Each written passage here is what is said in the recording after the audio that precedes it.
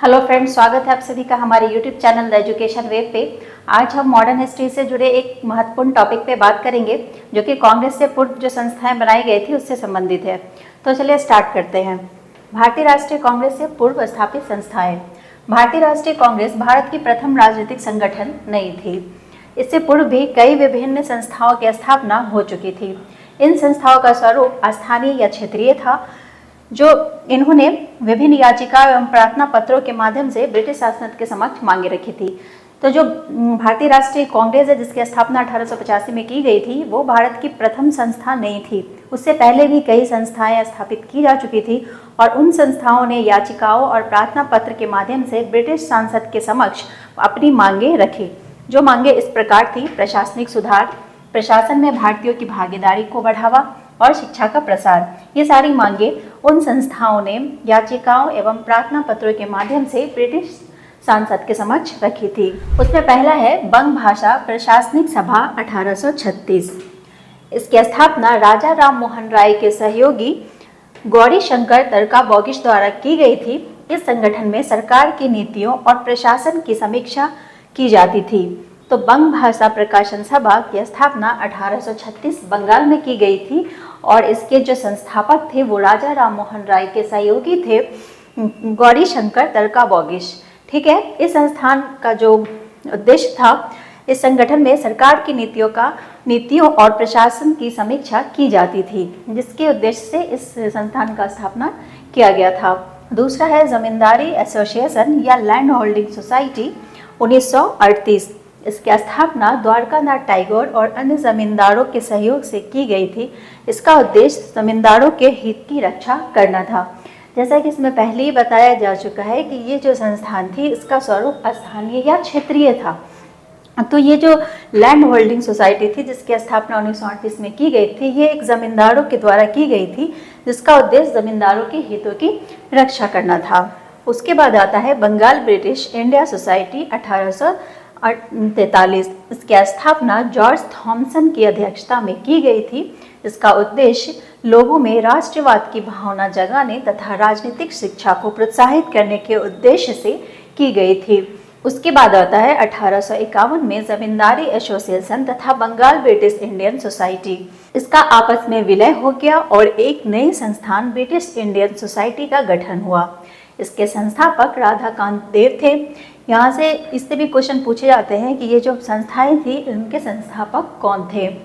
तो 1851 में जमींदारी एसोसिएशन तथा बंगाल ब्रिटिश इंडिया सोसाइटी का विलय कर दिया गया और उस दोनों को मिलाकर एक नई संस्था की स्थापना की गई, जिसका नाम था ब्रिटिश इंडियन एसोसिएशन, जिसका नाम था। उसका गठन किया गया और इसके संस्थापक राधाकांत देव थे। East India association 1866। इसकी स्थापना लंदन में दादा भाई नौरोजी के द्वारा की गई थी। यहाँ से अक्सर क्वेश्चन पूछे जाते हैं कि ईस्ट इंडिया एसोसिएशन की स्थापना किसके द्वारा की गई थी। तो ये दादा भाई नौरोजी के द्वारा की गई थी। और कहाँ की गई थी? तो लंदन में की गई थी। यहाँ से अक्सर एग्जाम में प्रश्न पूछे जाते हैं। इसका उद्देश्य था भारत के लोगों की समस्याओं की मांगों से ब्रिटिश को अवगत कराना तथा भारतवासियों के पक्ष में इंग्लैंड में जन समर्थन तैयार करना था।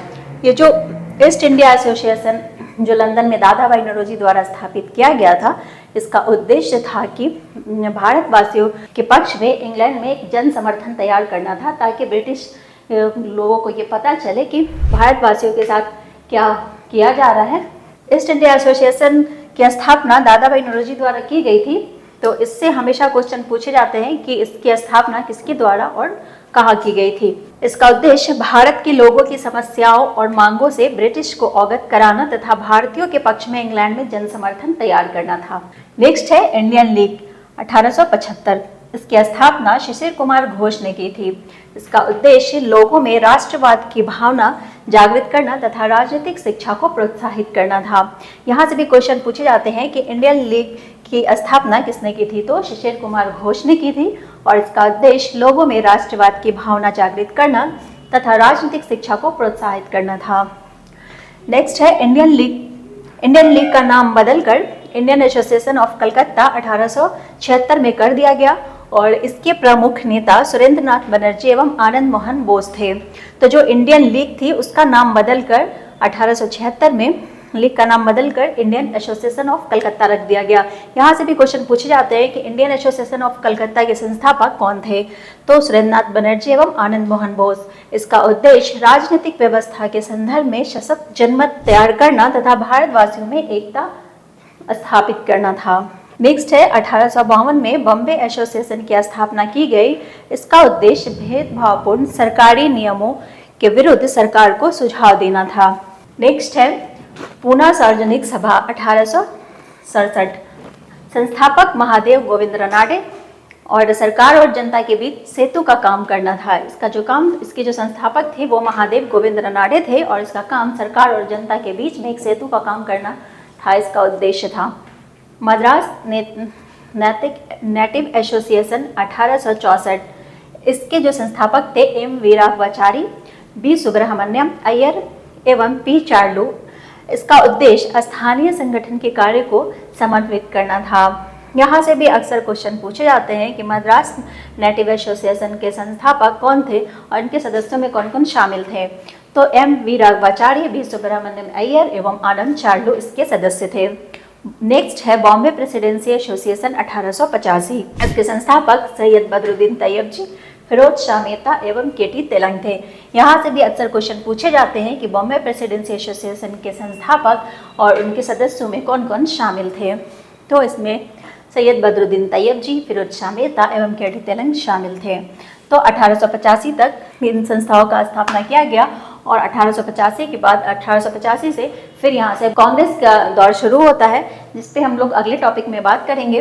अगले वीडियो में हम कांग्रेस की स्थापना और उससे संबंधित महत्वपूर्ण टॉपिक को लेकर आएंगे। तो आज के लिए बस इतना ही, मिलते हैं नए वीडियो में नए टॉपिक के साथ। जब तक